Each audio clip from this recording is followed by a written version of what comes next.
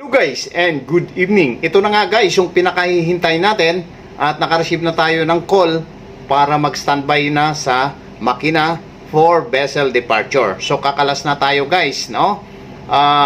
In-anticipate natin kanina 6 o'clock pero at this time mag-11 o'clock na guys ng gabi. So lilipat lang tayo doon guys sa may anchorage area for further instruction ng charterer natin. So let's go guys, bababa tayo sa makina para mai-ready na natin yung makina. Let's go! Guys, magkape-kape muna tayo habang nag-standby tayo dito sa engine room, sa engine control room. So yun guys, no, yung anticipated natin na 6 o'clock dapat yung alis natin, no, ay sinabot na ng almost 11 o'clock na nag-advise sila para i-ready yung makina natin. So at least ang preparation natin ng makina kasi guys, no, is almost more or less, no, pinaka-normal natin time, no, para makapag-standby 1 hour, no. Pero in any case of emergency guys, 15 minutes, 10 to 15 minutes, kaya naman natin i-ready yung main engine. Pero kung hindi naman nagmamadali, mas maganda yung at least 1 hour kasi magagamitan muna natin, matuturning gear muna natin, then mag-blow through natin yung lahat ng silindro ng starting air, no, to make sure na walang mga liquid, no, accumulation sa loob ng cylinder natin. Yung paglilipatan guys na barko natin, no, bali magsishifting lang muna tayo sa anchorage area, then maghihintay tayo ng further instruction ng charterer natin doon kapag nandoon na tayo. So wala namang kahirap-hirap sa control ng makina. Gawa ng pag change over namin ito sa bridge control, nandoon na, kaya na nilang i-start doon sa bridge. Kung kailangan nilang i-start, stop, increase, decrease, so doon na nila ma-control, no, magagawa na nila sa bridge once na yung selector switch over natin sa bridge control guide. So ang ginagawa namin dito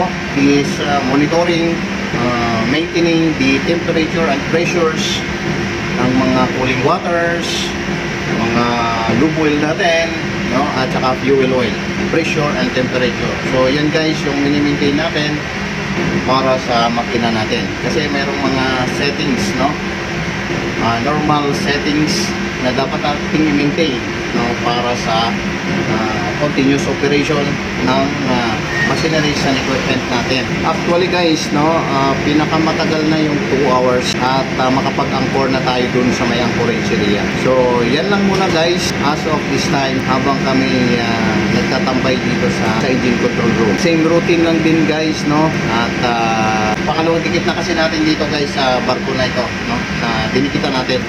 At mayroon pa guys na natitira. So babalikan pa uli natin yan. Tayong barko din ang kukuha dyan, no, sa remaining cargo nila. Pero konti na lang yun guys. So ganun pa rin yung magiging setup, no, after natin na ma-discharge itong cargo dun sa port terminal. Then balik ulit ng kurahe, no, siguro after 1 day didikit ulit tayo dito sa barko para maubos na yung kargamento nila. Okay, magti-testing na ng makina guys, no. Dalawang starting air bottles na yung bukas, no. So ang prime mover natin guys is starting air, compressed air na nag-pressurize yan guys na 24 bars. Ayan ang pag-ikot natin sa initial na pag-ikot natin sa makina. So yan na guys, no, dead slow ahead ang command sa bridge.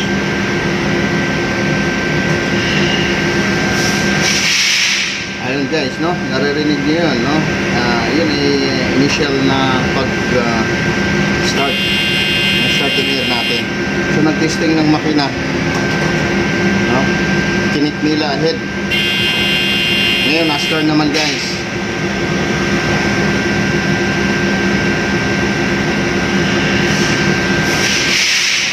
Ayan, so tinitesting.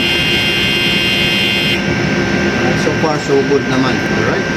Paki-pick up yung ticket ng tag na dalawa.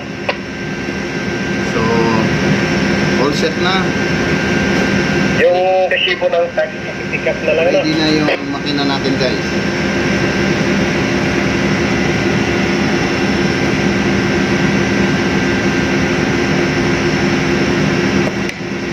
Siyempre, hindi naman natin magawa yan ng nag-iisa, no? So kailangan natin may mga backup, may mga nag-assist sa atin.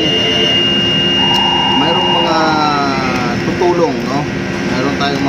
Luksan, mayroong tinatawag na engine team, ganun din sa bridge guys, no? Di rin magagawa ni Cap yun ng nag-iisa, no? Kailangan niya ng mga mates, may helmsman, no, na magtitimon. So, ang magtitimon, syempre, AB. So, yan lang muna guys, no? Sa ngayon, no? At medyo mahaba-haba pa itong pag-i-standby natin. Baka matapos ito, mga ano na, alas 2, no? Completed na yan, alas 2. Naka-accord na tayo niyan guys.